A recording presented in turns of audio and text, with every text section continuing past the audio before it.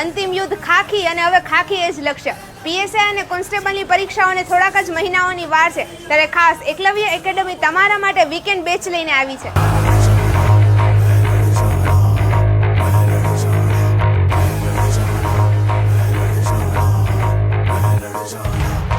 અને તમારું આ બેચમાં જોડાવવું પણ જરૂરી છે.